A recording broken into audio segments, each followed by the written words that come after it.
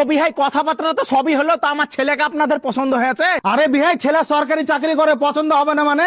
এরকম সোনার টুকরা ছেলে লাখে এক আড্ডাই পাওয়া যায়। তাহলে তো বিহাই চুদলিং পং হয়ে গেল, কোনো সমস্যাই নাই। তো আপনার মেয়েকে একটু ডাকেন দেখি। যা তোর বেটা তোর বোনকে ডাকে লই তো।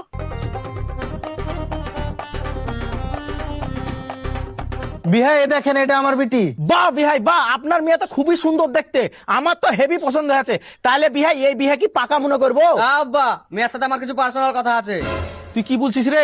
বিহার আগে পার্সোনাল কথা মানে? আরে বিহাই এখন 5G যুগ, ছেলে মেয়ে পার্সোনাল কথা বলবে, এটাই তো স্বাভাবিক। এই বিটি যা পার্সোনাল কথা বলগা।